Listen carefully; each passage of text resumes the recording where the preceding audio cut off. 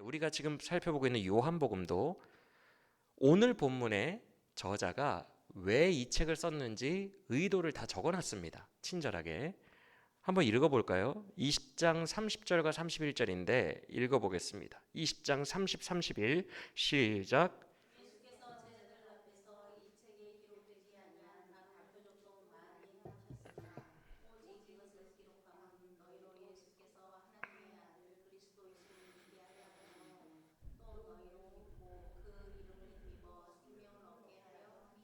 자, 뭐라고 말씀합니까? 이게 요한복음을 쓴 저자의 의도입니다. 본인이 밝히고 있어요. 이것 때문에 썼대요.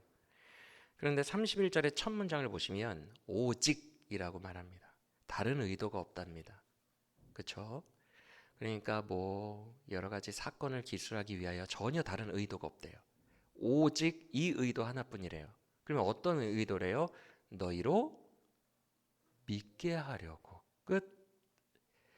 그래서 믿어서 영생을 얻게 하려고인데 더 압축하면 오직 믿게 하려고 이 책을 썼대요. 맞습니까? 이제 저자가 기록 의도를 명백하게 밝히고 있기 때문에 우리가 요한복음을 읽을 때는 여기에 입각해서 읽어야 됩니다. 저자가 이거의 의도라고 밝혔잖아요. 그래서 사람들에게 믿음 주려고 이 책을 썼구나. 믿음 주려고 썼구나. 라는 것을 우리는 인지하고 묵상을 해야 됩니다. 그러면 우리가 조금 더 깊이 들어가서 사도 요한이 이 책을 쓸 때 그 당시에 교회 공동체의 상황은 어땠는지를 우리가 살펴봐야 돼요. 중요한 것은 요한복음이 기원 후 80년경에서 90년경 사이에 쓰여졌다라고 이제 대다수의 학자들이 그렇게 이야기를 합니다. 여러분, 기원 후 80년경에서 90년경이면요. 예수님이 기원 전 3년에 태어나셨으니까 30년에 돌아가셨죠. 30년에 돌아가셨으니까 만약에 예수님이 살아계셨다면 90세가 다 되었을 나이에 요한복음이 써졌다고요. 제가 이 말씀을 드리는 이유는 예수님이 살아계셨으면 90살이에요. 예수님의 부활을 목격했다는 사람들이 다 죽었어요. 1차 증인들이 다 죽었다고요. 지금 이 요한복음을 처음 받아보고 있는 독자들도 우리같이 직접 예수를 보고 믿은 자들이 아니라는 거예요. 2세대와 3세대가 이 당시 교회의 주류였습니다. 1세대, 1차 증인들은 다 죽었어요. 여러분, 2세대, 요 책을 지금 처음으로 보고 있는 2세대나 2000년이 지난 우리나 상황 똑같아요? 안 똑같아요? 똑같아요. 어차피 안 보고 믿은 거예요. 예수님의 부활도 못 봤고요. 예수님 옆에서 돌아다녀 본 적도 없어요. 그냥 예수님이라는 하나님의 아들이 오셨다는 것을 어차피 그냥 말씀만으로 믿은 거예요. 2세대부터는. 맞습니까? 그래서 지금 요한복음이 기록될 때가 2세대, 3세대들, 못 보고 자란 세대들이 지금 이 책을 읽는다고요. 그럼 사도 요한이 아까 뭐라고 써놨죠? 믿음 주려고, 오직 믿음 주려고 이 책을 썼다 그랬죠? 맞습니까? 그러니까 이 책의 수신자들은 적어도 2세대 이후부터 우리들까지예요. 맞죠? 공통점이 뭐예요? 주님 다 못 봤다. 주님을 실제로 못 본 자들에게 그 다음 세대들에게 믿음 주려고 이 책을 썼다. 여기까지 정리가 되시면 아멘. 그래서 요한복음은 제가 이런 말씀을 드린 이유가 20장이 요한복음의 부활장이거든요. 오늘 우리가 볼 20장이 부활장이에요. 그런데 이 부활장에서 이런 이유 때문에 이야기를 묘하게 전개하고 있어요. 이거 말씀드리려고 그랬던 거예요. 결론부터 말씀드리면 주님의 부활을 안 보고 믿어야 되는데 우리는 이제 안 보고 믿어야 되는데 안 보고 믿으려면 말씀과 성령만으로 믿을 수 있어야 된다. 이걸 얘기하고 싶어요. 왜냐하면 물론 요한이 지금 그때까지 100살이 다 되도록 살아있었던 유일한 제자거든요. 다 순교했어요. 11제자 다 순교했는데 요한만 늙도록 살아있었어요. 그래서 유일한 본인이 1차 증인이잖아요. 유일하게 살아있는 1차 증인. 그러니까 본인이 경험했던 것들을 기술하는 것도 그들의 믿음의 2세대 이후의 믿음의 의미가 있긴 해요.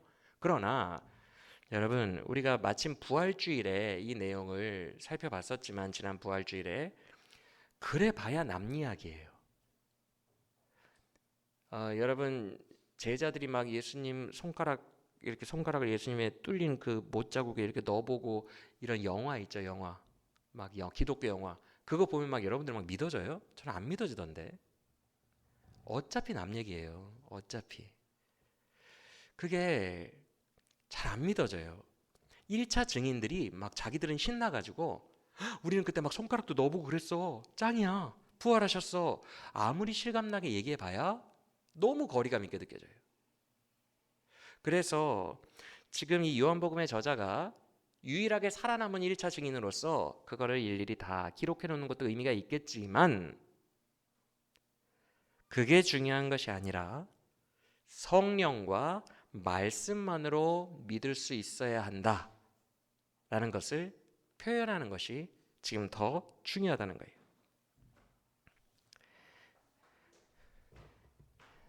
2세대 이후로는 안 봐도 믿어야 돼요. 뭐와 뭐 두 가지로요? 말씀과 성령. 우리가 지난 부활주일에는 바울 서신을 바탕으로 어떻게 부활을 믿어야 하는지에 대해 살펴봤어요. 어떻게 믿으라고 했어요? 죄와 의의 원리로 출발해서 믿으라고 했죠. 죄인은 죽어요. 죄의 삭은 사망이니까. 의인은 부활하게 됩니다. 사망이 그를 붙잡을 수가 없어요. 그래서 우리는 죄인이라서 죽고 예수님이 부활하신 것은 의인이기 때문에 부활했다. 이렇게 그의 의가 부활이시다라는 것을 믿어야 한다고 설명을 했습니다. 맞습니까? 기억나시죠? 그때는 그거였다면 바울 서신은 죄와 의의 원리로 접근을 하는 거였다면 요한복음은 성령과 말씀으로 믿는 거예요. 성령과 말씀으로 부활을. 특히 요한복음은요, 성령의 역할이 되게 커요. 성령의 역할이 성경 말씀만 가지고는 안 돼요. 요한복음은 그래요. 요한복음은 성경 말씀만 독단적으로 읽는다고 해서 믿음이 생기고 그런 게 아니에요. 성령의 감동과 역사가 있어야 돼요. 그래서 말씀을 바탕으로 성령이 역사해 줘야 사람에게 믿음이 발생합니다. 할렐루야. 그래서 성령과 말씀을 같이 강조하고요. 이건 여담이지만 요한이 성령에 대해서 상당한 신뢰를 가지고 있어요. 그래서 여러분들 아시는 구절인지는 모르겠지만 요한 1서를 보면 이단과 관련한 이야기가 나올 때 요한 1, 2서는 이단과 관련한 이야기가 있잖아요. 요한 1서에 그런 말이 있어요. 성령이 너희 안에 계시면 다 분별하게 할 거다. 이렇게 말하거든요. 성령만 너희 안에 계시면 누가 이단이고 누가 뭔지 다 분별하게 할 거다. 이런 말씀을 하세요. 상당히 위험한 말이거든요. 왜 위험하냐면 오늘날 한국교회에도 성령이 회심하고 내주한 사람들 중에서도 이게 잘 분별이 안 되는 분들이 계세요. 왜냐하면 성령이 역사하심이 그가 워낙 성령에 귀 기울이며 순종하지 않고 살았기 때문에 성령과 등한시하며 살았기 때문에 이 감각이 떨어져서 이단조차 분별이 안 되는 교인들이 있어요. 그런데 지금 이 사도 요한 같은 경우는 성령을 대단히 신뢰합니다. 그런 말까지 하는 걸 보면 그래서 이 요한 문서 사도 요한의 스타일이 있어요. 그게 뭐냐면 이 말씀만 가지고는 안 돼요. 절대 안 되고 성령께서 역사하셔서 말씀을 분별할 수 있게 해줘야 돼요. 깨닫게 해줘야 돼요. 그래서 성령의 역할이 말씀도 되게 강조하지만 성령의 역할을 절대적으로 이렇게 언급하고 있는 게 요한 문서의 특징이라는 것입니다. 여기까지 이해가 되시죠? 그래서 말씀만 독단적으로 존재할 수 없고 성령은 곧 말씀이고 말씀이 곧 성령이고 두 존재가 함께 역사해야 되는 거예요. 그래서 요한복음에만 있는 유명한 구절이 있죠. 영과 진리로 예배할지니라. 4장에 있죠. 예배하는 자는 아버지께 예배하는 자는 영과 진리로 예배할지니라. 성령과 진리 말씀이에요. 두 개가 함께 갑니다. 이런 것이 요한복음의 특징이죠. 부활 역시 마찬가지예요. 주의 말씀이 필요하고 성령이 오셔야 돼요. 그래야 부활이 믿어집니다. 이 두 가지만 있으면 주님의 부활하신 몸을 굳이 안 봐도 2세대 이후의 다음 세대들도 말씀과 성령 두 개의 조건만 있으면 믿을 수 있다는 거예요. 이해가 되시면 아멘. 그래서 요한복음 20장 즉 부활장은요, 표면적으로는 부활하신 예수님이 제자들을 만나러 온 것처럼 그려져 있지만, 잘 들으세요, 그 속에 내포하고 있는 의미는 마치 육신의 예수님이 아닌 성령이 오신 것 같은 느낌이 들어요. 자, 이걸 잘 들으셔야 돼요. 왜 이렇게 표현을 해놨냐면, 표면적으로는 육신의 몸을 입고 부활하신 예수님이 오신 것처럼 그려놨어요. 표면적으로는 다. 그런데 느낌은 육신의 예수님이 아니라 성령이 오신 것 같아. 왜 그렇게, 이런 거 있죠. 스티커를 보면, 스티커를 이쪽 방향으로 보면 돌고래가 그려져 있어. 근데 이쪽 방향으로 보면 갈매기가 있어. 이렇게 막 변화되는 거 있죠. 그것처럼 두 가지 이야기를 하나 속에 이렇게 섞어놨다고요. 그 이유가 있어요. 왜? 아까 말씀드렸잖아요. 우리 같은 세대는요, 아무리 생생한 영화를 봐도 어차피 남 이야기 같아요. 부활의 주님을 뭐 만났다 어쩌고 뭐 해도 남 이야기처럼 느껴져요. 아무리 생생하게 전해도. 그래서 표면적으로는 부활의 주님이 제자들을 만나준 이야기처럼 그려져 있지만, 실제 그 안에 메시지는 성령이 오셨다라는 느낌으로 말씀하고 있다는 거예요. 왜? 2세대 이후에게는 성령이 더 중요하니까. 주님 다시 내려오셔야 되겠습니까? 육신 있고? 아니죠. 성령만으로 지금 그 이후 세대는 다 믿고 있죠. 그렇죠? 그러니까 성령이 더 중요하니까 성령이 오신 것처럼 내포해서 그려놨다. 이게 20장인 거예요. 이해가 되십니까? 자, 이게 중요한 이유가 있어요. 여러분 잘 들으세요. 과거에 제가 왕지교회에서 이 부분을 설교할 때 제가 이런 사전 설명을 드리지 않고 그냥 바로 20장을 이거 예수님 아니라 성령입니다, 이렇게 설명을 해버렸어요. 바로. 그랬더니 이제 그때 왕지교회에 본 교회가 있으시고 광양에 있으시고 수요 예배만 방문하셔서 말씀 듣기를 좋아하시던 한 권사님이 계셨어요. 그 권사님이 이게 뭔 이단 같은 소리다냐. 지금 부활하신 주님이 제자들을 만나러 왔다고 본문에 써 있는데 왜 이 목사님은 갑자기 잘 나가다가 성령, 이거 예수님이 아니라 성령님이라고 얘기를 하고 있냐, 막 혼란스러워하시는 표정이 보였어요. 그리고 이제 다음 시간에 제가 말씀을 드리겠지만 21장이 끝이죠. 요한복음은 21장은 근데 부록이에요. 부록. 그래서 부록에 불과합니다라고 했더니 이 권사님이 너무 놀라시더니 그 다음부터 몇 주간 안 나오셨어요. 결국 다시 오해를 풀고 또 나오셨어요. 또 나오셨고 새벽별교 개척한 후에는 그 아들 딸이 한번 방문했었죠. 미국 그 교수님 기억나시죠? 예, 그 어머니예요. 그 어머니.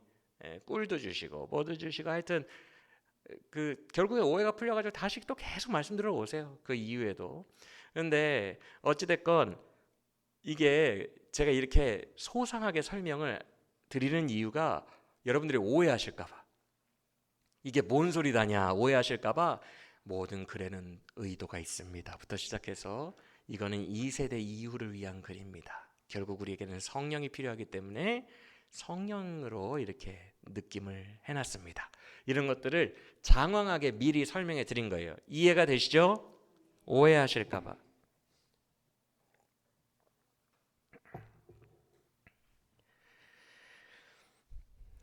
다시 정리해 드릴게요. 오늘 본문은 부활하신 예수님이 제자들 만나 주시는 본문이에요. 그런데 그 속에는 성령이 오신 것처럼 되어 있기 때문에 저는 이제 성령이 오신 것처럼 설명을 해드리려고 합니다. 아시겠죠? 물론 저는 본문을 존중합니다. 본문이 표면적으로 육신의 예수님이 오신 걸로 그려져 있기 때문에 그걸 존중합니다.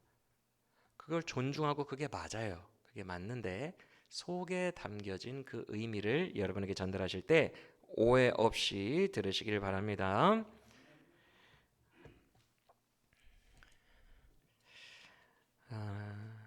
여러분 어차피 우리가 믿는 것은 우리 안에서 성경 말씀이 믿어지게 하시는 성령의 감동입니다. 맞습니까? 그래서 성령의 역사가 우리에게 실제적 믿음을 불러일으키는 거죠. 가령 여러분 냉정하게 생각해 보세요. 오늘날 우리에게 부활하신 예수님이 오셨어. 우리 박혜정 권사님 집에 오셨어. 띵동 누르시면서 부활하신 예수님이 오셨어. 그렇다 한들 그게 뭔 그렇게 큰 평안과 위로와 능력이 되겠어요? 위로는 되겠지. 나 같은 자를 찾아오셨다고. 그런데 뭐가 그렇게 큰 평안과 능력이 되겠어요? 주님이 그러셨거든요. 내가 가고 성령이 너에게 오는 게 더 유익이라. 우리 배웠잖아요. 요한복음 14장. 내가 가고 육신의 한계를 가지고 있는 3차원적인, 그러니까 마음속으로 직접 들어가서 함께 하는 게 아니라 옆에 있잖아요. 육신의 예수님이 옆에 있잖아요. 3차원에 갇혀 계시잖아요. 육신과 공간과 시간에 갇혀 계시잖아요. 3차원적 존재인 내가 가버리고 하늘로 가버리고 너희 각자의 마음에 성령이 오시는 게 더 유익이라고 하셨거든요. 예수님이. 여러분 어차피 성령이 우리에게 오시는 것이 더 능력이고 더 평강이고 유익이라는 것을 믿으시길 바랍니다. 성령님이 말씀과 더불어 우리에게 오신 것이 2세대 이후에 오늘날 우리들까지 모든 믿는 자들에게는 제일 좋은 거예요. 성령이 오신 게 제일 좋은 거예요. 우리에게는 부활하신 주님이 성령으로 우리 안에 계시다는 것을 믿으시길 바랍니다. 우리는 결코 혼자가 아닙니다. 부활하신 주님의 능력이 성령님으로 우리 안에 들어와 계세요. 할렐루야. 그러면 본문으로 가서 왜 표면적으로는 부활의 주님인 것처럼 그려져 있지만 이면적으로는 성령으로 암시되고 있는지 확인해 보도록 하겠습니다. 먼저 1절부터 10절. 1절을 보시면 부활주일 새벽에 막달라 마리아가 무덤에 돌 치워져 있는 것을 발견하고 2절 제자들에게 쫓아가서 어머머머머머 난리 났어요. 누가 시체를 치웠어요. 하고 말하는 장면이 나옵니다.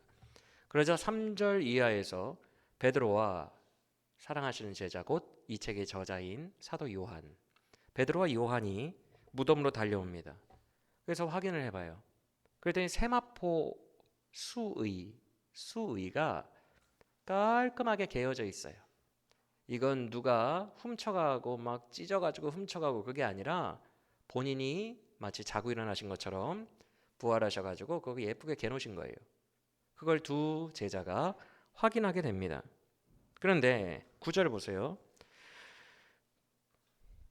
괄호로 되어 있는데 뭐라고 말씀합니까? 무덤까지 확인한 이들이 아직까지 말씀을 깨닫지를 못했대요. 성경 말씀을. 어떤 말씀을? 예수님이 죽은 자들 가운데에서 부활을 꼭 해야 된다라는 이 성경 말씀 자체를 전혀 인지를 못하고 있는 거예요. 맞습니까? 왜 인지를 못하죠? 뭐가 아직 안 왔으니까? 성령께서 아직 안 오셨으니까. 우리 이미 다 배웠잖아요. 예수님의 말씀을 생각나게 하고 깨닫게 해주실 보혜사, 진리의 영이 아직 이들에게 임하지 않았기 때문에 뭐가 예수님 연관 구절이고 뭐가 예언이고 뭐가 어떻게 성취되고 이런 굴레와 원리를 하나도 모르는 거예요. 그래서 부활의 주님의 흔적은 확인했는데 그냥 10절을 보시면 제자들이 집으로 돌아갑니다. 다시. 그러고 나서 이제 11절에서 막달라 마리아만 남죠. 막달라 마리아가 예수님 시신 누가 훔쳐간 줄 알고 울고 있어요. 그러면서 자꾸만 들여다봐요. 아쉬운 게 무덤 안을 들여다봅니다. 그런데 이때 막달라 마리아를 예수님이 독단적으로 만나게 되는 장면이 그 다음에 이어져 있어요. 맞습니까? 처음에는 천사들이랑만 이야기하다가 14절 보세요. 14절이 중요한데 뒤에 예수님이 서 계세요. 막달라 마리아 뒤에. 예수님이 서 계시는데 예수님인 줄 알았대요? 몰랐대요? 예수님이 핸섬 가이로 부활하셨나? 모른대요. 15절도 보시면 예수님이 이렇게 기척을 내고 이제 말을 거는데 마리아가 예수님을 뭘로 알았대요? 동산지기로 알았대요. 못 알아보는 거예요. 그런데 16절에서 주님이 마리아야 라고 이름을 딱 부르시는 순간 마리아가 어떻게 반응합니까? 돌이켜 랍오니라고 예수님을 불렀대요. 그렇죠? 라보니가 뭐냐면 랍비의 소유격이 붙은 거예요. 그러니까 나의 랍비여라는 뜻이에요. 그러니까 내 거, 내 주님, 나 거, 내 거, 나의 주님 알아본 거예요. 맞습니까? 소유격이 붙었기 때문에 알아본 거예요. 나의 선생님이요. 언제 알아봤죠? 그렇게 옆에서 인기척 내고 얼굴 볼 때는 못 알아보다가 뭐 부르니까 알아봤어요? 이거는 몇 장과 연결됩니까? 요한복음 몇 장? 요한복음 10장. 목자는 양의 이름을 각각 불러내느니라. 양들은 목자의 음성을 들으며 나를 따르느니라. 나도 양을 알고 양도 나를 아는 것이. 맞습니까? 기억나십니까? 이런 구절들, 이 구절들과 연결되어 있어요. 요한복음은 대단히 치밀하게 기획되어 기록된 책입니다. 정말 그 얼개가 아주 치밀해요. 그래서 그렇게 못 알아보던 자가 마리아야 하고 양의 이름을 부르는 순간 나의 랍비여 라고 딱 알아보는 거예요. 그래서 부활의 주님을 알아보게 한 첫 번째 소스가 보는 거예요. 그의 말씀을 듣는 거예요. 듣는 거예요. 봐도 몰라요. 동산직인 줄 알아야 되잖아요. 그런데 그의 음성을, 정확히 말하면 목자의 음성을 듣는 순간 알게 되는 겁니다. 그래서 부활은 부활의 주님을 확인하는 조건이 두 개가 있다 그랬어요. 하나는 말씀이고 하나는 성령이라고 그랬어요. 첫 번째인 말씀이 여기에 등장하는 거예요. 믿으십니까? 그런데 말씀만으로는 안 돼요. 뭐가 더 있어야 믿을 수 있어요? 성령. 그래서 17절에서 갑자기 예수님이, 여러분 이때부터 잘 집중하세요, 요상한 말씀을 하십니다. 지금 이런 부분들은 요한복음에만 있는 특수 본문이라는 것을 여러분들이 일단 기억해 놓으세요. 다른 복음서에는 없어요. 근데 17절을 보시면 주님이 뭐라고 하십니까? 나를 붙들지 말라. 여기서 붙들다라는 말이 그냥 터치하다라는 뜻이에요. 나를 건드리지 말라는 거예요. 터치하지 마라. 왜요? 저도 이유를 잘 모르겠어요. 그런데 주님은 그 이유를 이렇게 말씀하십니다. 나는 아버지께로 이제 올라가야 된다. 아직 내가 아버지께로 올라가지 않은 상태니까 Don't touch me. 건드리지 마. 그러면서 이렇게 말씀하십니다. 형제들에게 가서 이런 말을 전해라. 어떤 말이에요? 나 아빠한테 곧 올라간다. 맞습니까? 그런데 흥미로운 것은 여기서 올라간다라는 말이 현재형으로 돼 있어요. 미래형이 아니에요. 그러니까 뭐냐면 형제들한테 전해. 나 지금 올라가. 다른 복음서나 사도행전을 보면 40일 동안 부활의 몸을 가지고 돌아다니시다가 40일 이후에 승천을 했다고 하는데 요한복음에서는 현재형을 써서 나 지금 올라가. 이런 식으로 표현을 하고 있다는 거예요. 표현이라고 그랬어요. 표현. 아까 그 두 가지의 스티커 이야기를 해드렸죠. 잘 오해하지 말고 들으세요. 나 지금 올라간다. 그러니까 형제들한테 나 지금 간다고 전해. 그러자 18절에서 마리아는 순종해요, 안 해요? 순종하죠. 제자들에게 달려가서 전하죠. 근데 문제는 그 형제들이에요. 제자들의 반응 보세요. 와, 진짜? 주님 살아나셨어? 그래서 와르르 쏟아져 나온 게 아니라 19절을 보시면 그들이 어떻게 하고 있었대요? 마리아의 증언을 믿었다면 지금 당장 현재형으로 올라간다는데 당연히 마중 나와야죠. 맞습니까? 근데 안 나와. 증언으로 믿었다는 거예요? 안 믿었다는 거예요? 안 믿었어요. 19절을 보시면 그 당일 저녁입니다. 그날 저녁. 그날 저녁에 제자들이 문 잠그고 있어. 이유가 뭐래요? 예수님 죽인 유대인들이 본인들도 죽일까 봐. 무서워서. 맞습니까? 여러분, 여러 가지로 상식적으로 생각해 보세요. 만약 부활의 주님을 믿었다면 두려울 필요가 없죠. 왜냐하면 지금 그 자기들이 무서워하는 유대인들이 죽인 예수님이 죽음을 깨고 부활했잖아요. 그 부활의 주님을 믿는다면 이제는 죽음이 두렵지 않죠. 나의 예수님의 부활이 실제니까. 근데 이들은 지금 문을 잠궜다 그랬어요. 유대인들이 두려워서. 맞습니까? 그러면 마리아의 증언을 듣고 믿었다는 거예요? 못 믿었다는 거예요? 그냥 여러 가지 상식적으로 봤을 때 못 믿었다는 거예요. 아직까지 두려움이 있어요. 아니 죽여도 나는 부활할 수 있어. 이게 안 믿어진다는 거잖아요. 그런데 그때 아까 분명히 현재형으로 올라간다라고 말했던 예수님이 12시간쯤 지나서 제자들에게 갑자기 나타나셨대. 아까 현재형이었는데 나타나셨대요. 왜 12시간쯤 지났냐고 하냐면 아까 그때가 새벽 미명이었잖아요. 유대인들에게는 아침 6시거든요. 그리고 이때가 당일 저녁이래잖아요. 저녁 6시거든요. 그러니까 12시간이 지난 거예요. 대략. 그러니까 아까 마리아한테 Don't touch me. 나 건드리지 마. 나 이제 올라갈 거야. 나 지금 올라가. 이렇게 얘기하셨던 분이 반나절이 지나서 제자들을 방문하신 거예요. 이런 부분들이 아까 두 가지의 차원으로 이해해야 한다는 요한복음의 스타일. 믿음을 주기 위해서 쓴 거예요. 누구에게? 성령의 세대에게. 이해가 되시면 아멘.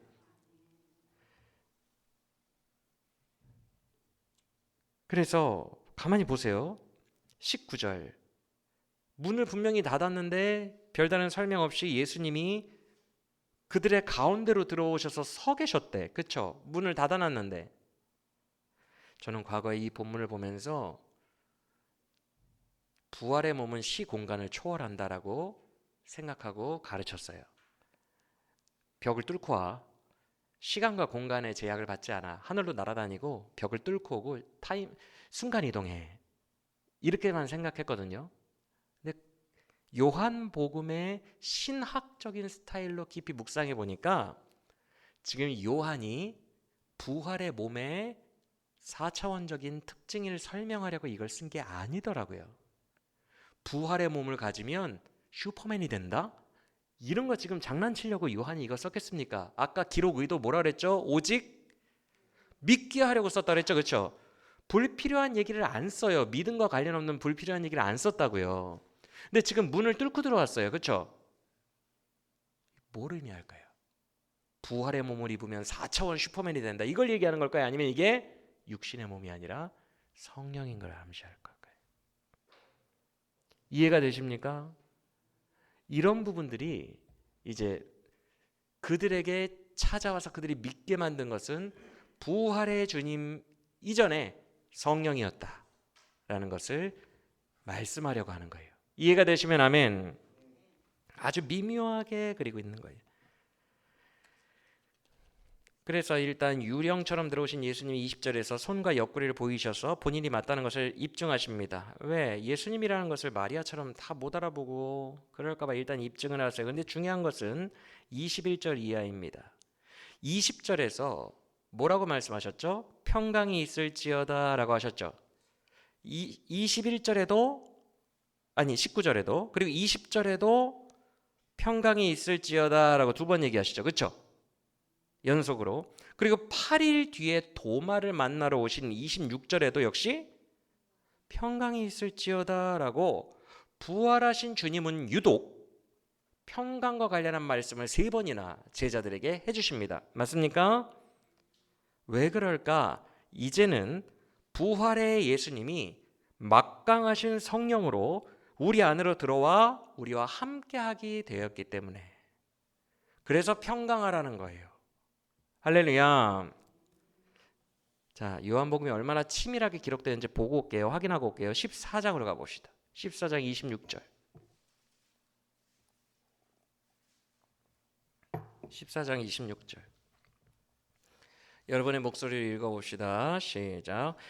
보혜사 곧 아버지께서 내 이름으로 보내실 성령 그가 너희에게 모든 것을 가르치고.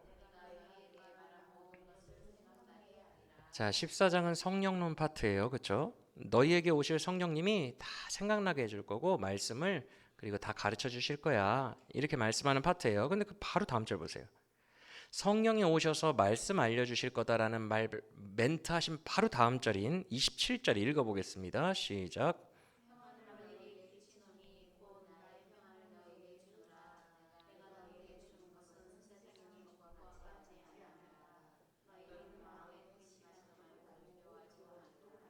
와, 성령님 이야기한 바로 다음 절에 평안과 관련한 이야기를 하십니다. 맞습니까? 두려워하지 말래요. 성령이 또 다른 보혜사가 이제는 너희의 안에 오시면 그날에는 평안하라. 아무것도 두려워하지 마라. 그날은 장난 아닌 날이고 너무 강력한 날이고 위대한 날이고 엄청난 날이니까 성령이 너희 안에 들어오시는 그날에는 평안하라. 더 이상 두려워하지도 말고 근심하지도 말라. 이렇게 말씀을 해놓으셨어요. 그리고 28절도 눈으로 보세요. 그 바로 밑에 28절 뭐라고 합니까? 이런 부분들 중이에요. 내가 갔다가 너희에게로 온다. 이 말을 기억하라. 내가 갔다가 올 거야. 육신에 나는 갔다가 뭘로 온다고요? 성령으로 올 거야. 이런 언급들을 얼마나 많이 했는지 14장, 16장에 배울 때 제가 일부러 다 찾아가면서 여러분들에게 주지시켜 놨었어요. 혹시 기억나십니까? 기억 안 나세요? 갔다가 올 거야. 내가 아버지께로 감을 너희가 지금 근심하나 그날에는 여인이 해산한 것처럼 기뻐하게 될 거야. 성령이 오시는 날이 더 대박이니까 너희들에게는 훨씬 더 유익이니까 그날의 기쁨을 빼앗을 자가 없을 거야.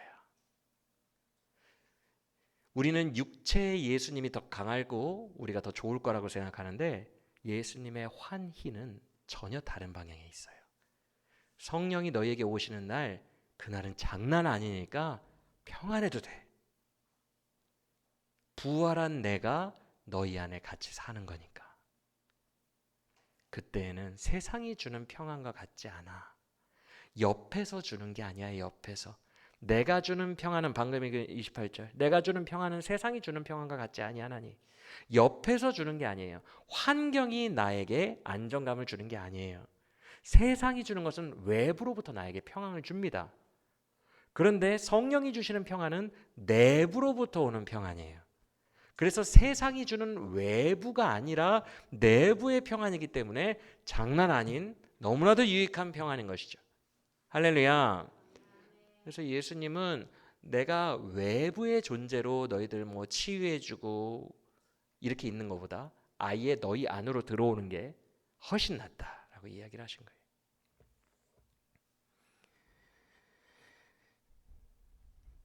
성령님이 우리에게 오신다는 것은 근심하거나 두려움이 없어도 될 정도의 엄청난 일이라는 것을 믿으시길 바랍니다. 왜 엄청난 일이에요? 성령님이 여러분 안에 들어오셨다는 것 자체가 여러분의 죄가 사하여졌다라는 하나님과의 관계가 회복됐다는 증거입니다. 성령은요 거룩한 자녀 외에는 임할 수가 없어요. 죄인들에게는. 믿으십니까? 여러분의 죄가 사해졌고 여러분들을 하나님이 이뻐하세요. 여러분 안에 성령이 지금 계시다는 것은 여러분과 하나님과의 관계가 화목하게 되었다는 증거예요. 할렐루야. 그러니까 성령님이 여러분 안에 계시면 두려워하지 마세요. 주님이 이미 나를 사랑하신다고 하는 증거입니다. 주님과 나는 화목해 되었다는 증거입니다. 이 얼마나 엄청난 일입니까? 할렐루야. 주를 찬양하시길 바랍니다. 그래서 28절을 보시면 내가 갔다가 너에게로 온다. 이게 오늘 본문과 너무 일치하죠.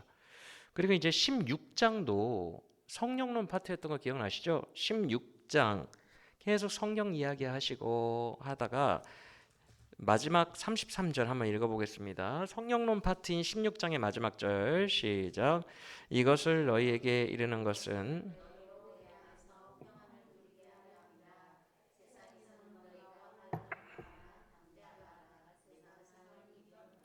똑같이 평강 이야기 하시죠. 성령론 파트를 마치면 하여튼 평강이에요. 주님이 세상에서는 너희가 환난을 당하나 외부적으로는 환난을 당할지 몰라도 담대하라. 세상을 이긴 내가 너희 안에 부활의 영으로 들어가 있다라고 말씀하신다는 것을 믿으시길 바랍니다.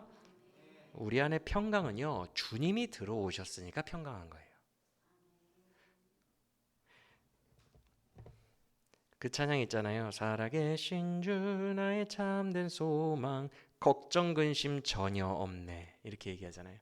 살아계신 주님이 내 안에 들어와 계시니 걱정 근심이 없는 거예요. 할렐루야. 그래서 평강을 외부에서 찾지 마시길 바랍니다. 평안은 내부에서 작용하는 거예요. 내부에서. 성령님과 내가 더불어서 작용하는 것이 평안이에요. 그 하늘 평안을 간구하는 우리 모두가 되기를 간절히 원합니다. 그래서 성령이 우리 안에 임하고 우리가 성령을 의지하면 담대함이 생겨요. 갑자기 다른 본문으로 가면 이상하지만 사도행전에서 예수님 죽였던 그 일당들을 베드로가 책망합니다. 너희가 죽인 예수를 하나님께서 주와 그리스도가 되게 하셨느니라 라고 책망하시는 장면이 있어요. 근데 사도행전에서 그때 설명을 붙이기를 베드로가 땡땡 충만하여 이르되, 뭐가 충만했을까요? 성령 충만하여 이르되. 그러니까 예전에는 무서워하던 그 도당들을 이제는 담대하게 대하는 거예요. 왜? 성령이 충만하니까. 성령은 우리로 하여금 평강과 담대함을 주십니다. 그래서 성령으로 오신 예수님이 제자들에게 평강이 있을지어다 3번이나 얘기하신 거예요. 두려워하지 마라. 문 닫고 있지 마라. 제자들 문 닫고 있었잖아요. 문 닫고 있지 마라. 이제 문 열어놔라. 두려워하지 마라. 성령이 우리 안에 임하시면 죽음까지도 이기신 예수의 평강이 우리 안에 임한다는 것을 믿으시길 바랍니다. 그러면 다시 돌아와서 20장 22절 읽어보겠습니다. 제일 중요한 구절이죠. 20장 22절 시작.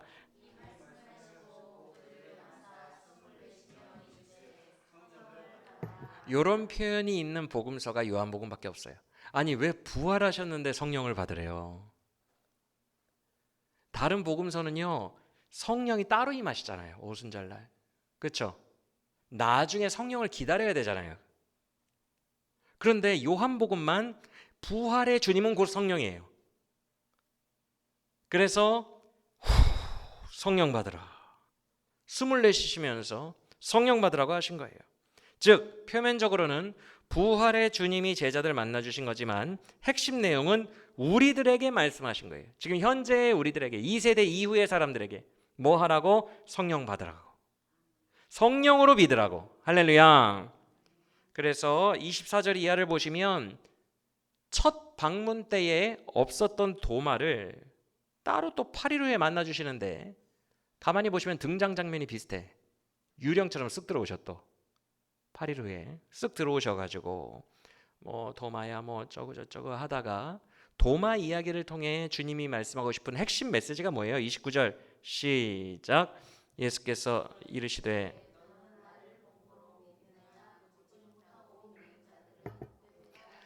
지금 사도 요한이 이거 왜 써놨을 것 같아요, 여러분? 지금 이 책을 읽는 독자가 실제 예수님을 못 보고 믿은 자들이니까, 안 보고 성령만으로 믿고 있는 우리가 복되다고 말합니다. 할렐루야. 여러분, 우리가 진짜 복된 자들임을 믿으시길 바랍니다. 왜요? 우리 안에 계시는 성령의 내적 증거의 평강으로 믿는 자들이기 때문에 그래요. 본고로 믿는 자들은 외적 증거이지만 우리는 내적 증거인 성령으로 믿고 있기 때문에 훨씬 더 실시간으로 변함없이 능력으로 믿을 수 있는 거예요. 할렐루야. 여러분 안에 계신 성령님으로 말미암아 믿는 게 여러분들에게 훨씬 더 복되다는 것을 꼭 기억하시길 바랍니다.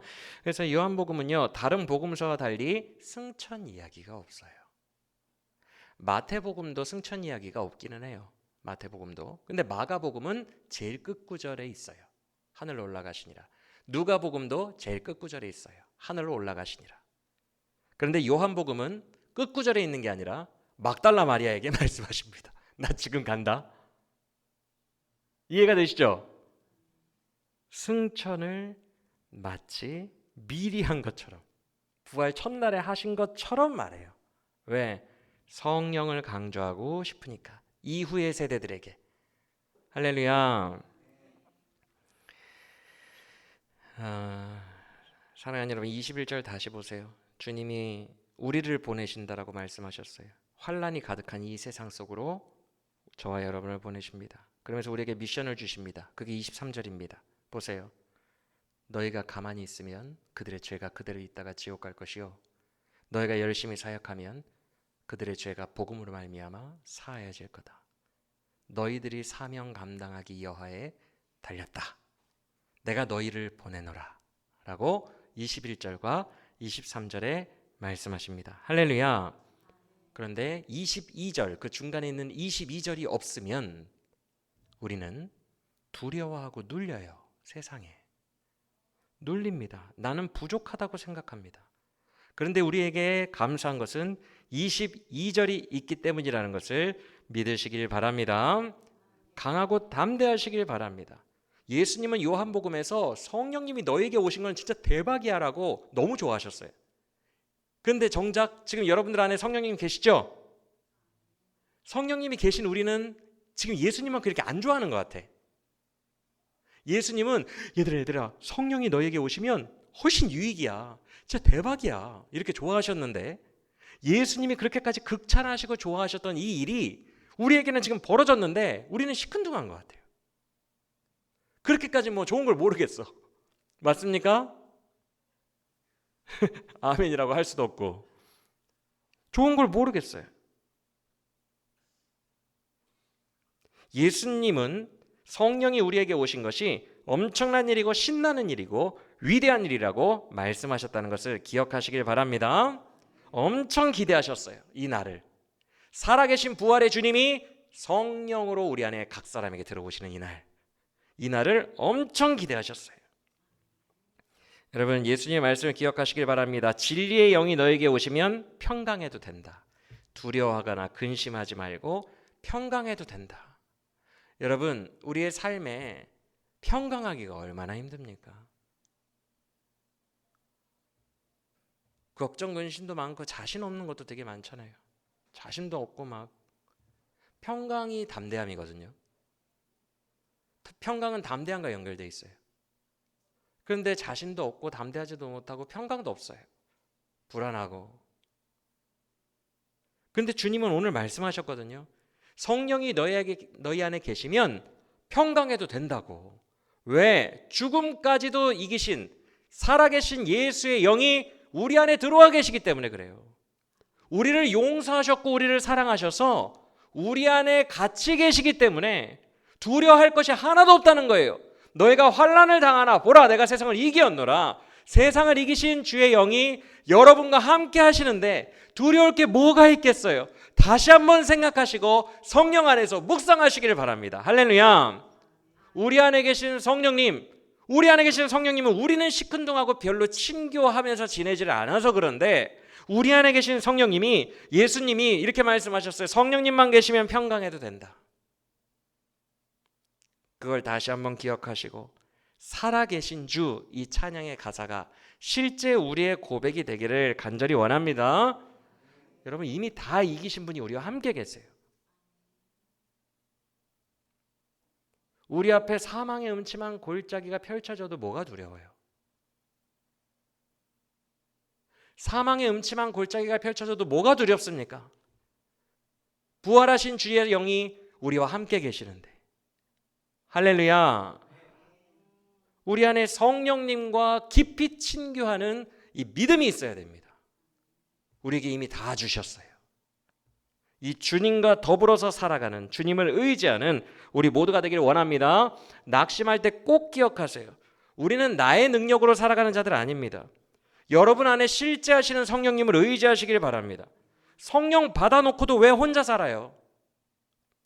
성령을 받았는데 왜 나 혼자 살아요? 나 혼자 분투하고, 나 혼자 힘겨워하고, 나 혼자 두려워하고, 나 혼자 근심하며 눌리며 살아갑니까? 왜? 믿음으로 살아가시길 바랍니다. 성령이 우리 안에 계세요. 강력한 능력으로 부활하신 주님이 우리 안에 계시다고요. 우리를 용납하셨어요. 완전히 용납하시고 우리를 사랑하시고 우리에게 능력 주시려고 우리 함께 거하고 계십니다. 할렐루야. 이 성령의 능력, 부활하신 주님을 의지하면서 사시길 바랍니다. 주님은 살아계십니다.